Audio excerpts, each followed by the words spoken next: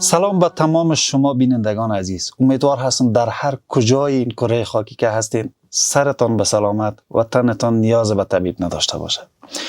بینندگان عزیز، در این قسمت برنامه آرزو میکنم که عید خوب و خوشی را تا این دم آغاز کرده باشید و ما همچنان درباره عید و همچنان مسائل مربوط به عید و تکبیرات تشریقه مهمان عزیزی داریم که در این باره بیشتر این مفاهیمی را به تفصیل خواهیم گرفت. جناب وقاری صاحب بسیار زیاد خوش آمدین به برنامه.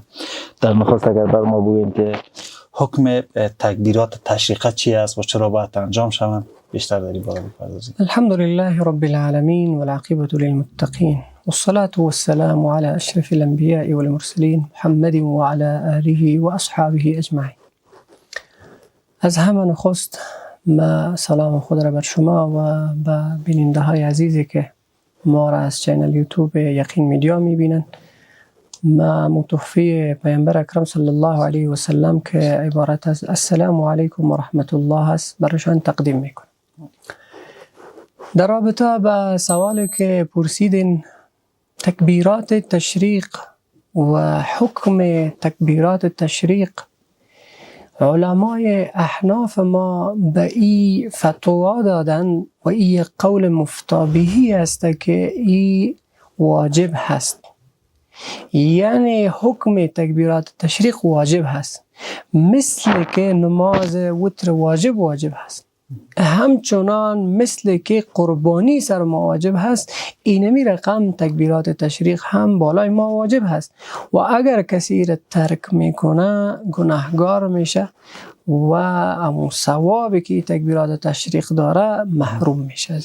جناب قاری صاحب درباره فلسفی تکبیرات بر ما بگین. چرا چه فلسفی پشت سر ازیه؟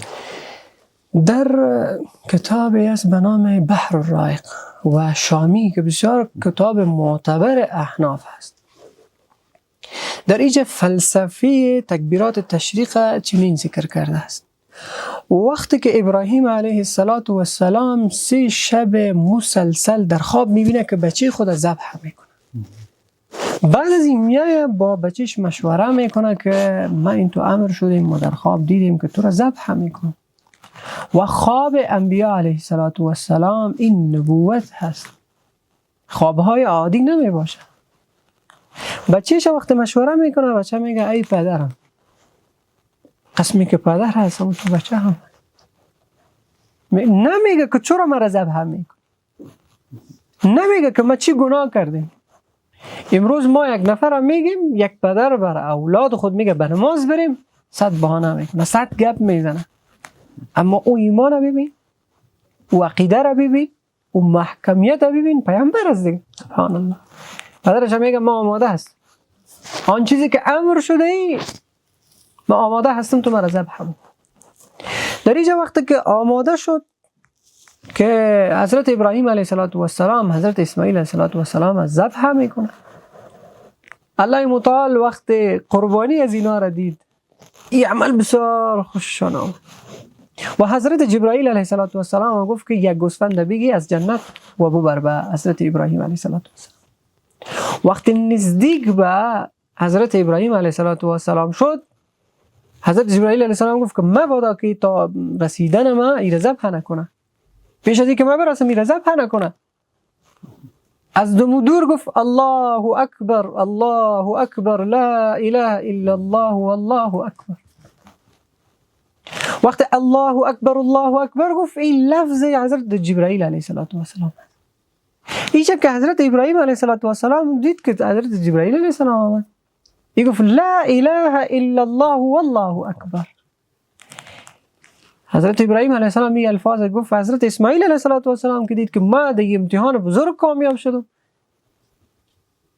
گفت الله اکبر ولله الحمد. این فلسفه و امو ابتدای اینمی تکبیرات هست. چقدر زیبا است، چه فلسفی، یعنی از این چقدر درس ها ما باید بگیریم که آماده به این میشه در راه قربانی در راه دی.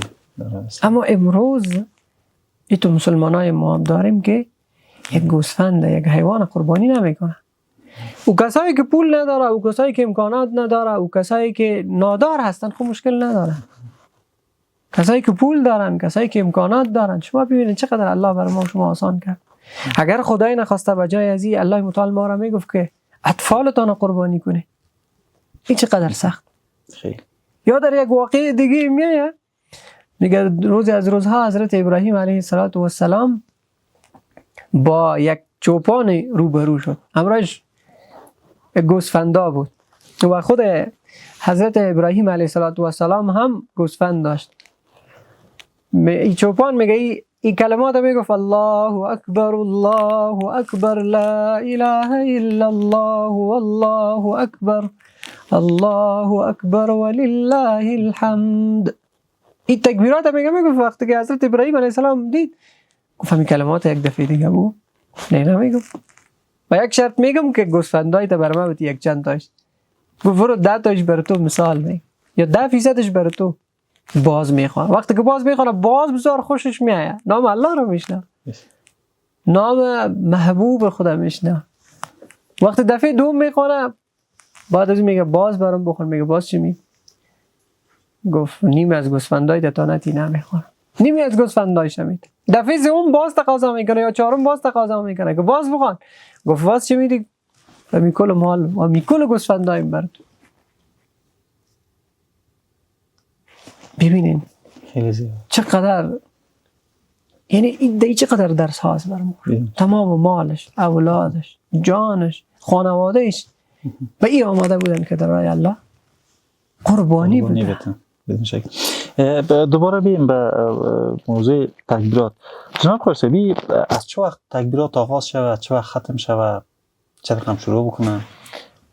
جناب سلطانی صاحب عزیز وقتی که یک روز به عید قربان بانه که روز عرفه او را گفته میشه، بعد از اینکه همین نماز صبح خوانده شد، بعد از اینمی متصل اینمی را ما شروع میکنیم الله اکبر الله اکبر لا اله الا الله والله اکبر الله اکبر ولله الحمد. یاد ما باشه که یک دفعه به صدای متوسط، نه بسیار بلند که یک کسی اوجا نماز میخوانه مثلا ناوقت رسیده بر از او مزاحمت شود، نه بسیار پخش که هیچ کس نشنوه. بعضی مردم دای شرم میکنن. نه نه نه، این حکم است، بلند باید خوانده شود. یک دفعه گفتنش به صدای بلند واجب است و 2 دفعه و 3 دفعه گفتن این مستحب و خوب هست. بعد از اونمون نمازه که در روز اول نماز صبح که میخوانیم، روز اول یعنی روز عرفه، روز عرفه از اونم یک شروع کنیم. 5 نماز خودمی روز عرفه میشه. 5 نماز روز اول عید میشه. عید 10 نماز.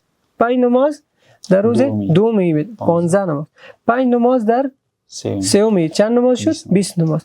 و 3 نماز که آخرش در روز 4م عید میآید که بعد از نماز دیگر باز خلاص میشه. یعنی مکمل باید در 23 نماز این خوانده شود.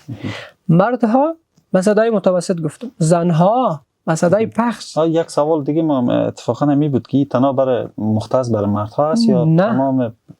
این برای مردها هست، برای زنها هست، برای مسافرین هست، حتی کسایی که نمازش قضا میشه در اینمی روزا که پس اون نماز قضاییش هم میاره باید چی کنه؟ اینو بخوانه. ایشترش واجب هست.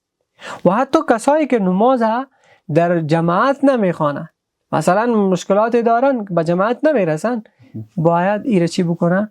در خانه هم که میخوانه باید ایره بلند بخوانه. و خانوما چه رقم بخوانه؟ خانوما با صدای پخش، با صدای پخش و آستا این تکبیرات تشریق بخوان.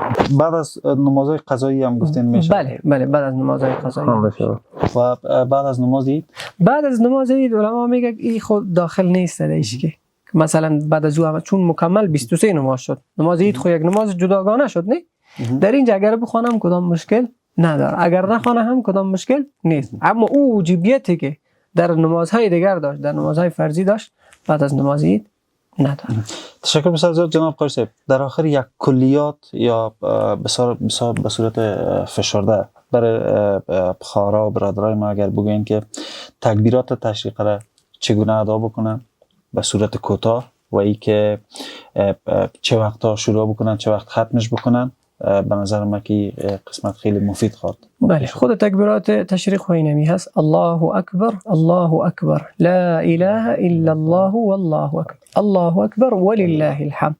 از روز بعد از نماز صبح روز عرفه، بعد از نماز صبح روز عرفه که یک روز قبل از عید است تا روز 4 عید که بعد از نماز دیگرش که تقریبا کلش 23 نماز میشه. در این نمازها خوانده شود. یک دفعه گفتنش واجب هست و 3 مرتبه گفتنش اولا و افضل و ثواب داره برای مسافر، برای خانم ها، برای کسایی که حتی نمازشان در خانه میخوانند بعد از باید خوانده شود. اگر نخوانند گناهگار میشه چون حکمش چی است؟ واجب هست. این بود فشرده. تشکر بسیار جناب قاری صاحب و همچنان تشکر از شما بینندگان عزیز که تا این ما را همراهی کردین. امیدوار هستم که روزهای خوب و خوشی را در عید سپری کرده باشید. تا این دم وقت شما بخیر. شما را به خداوند منان می‌سپاریم.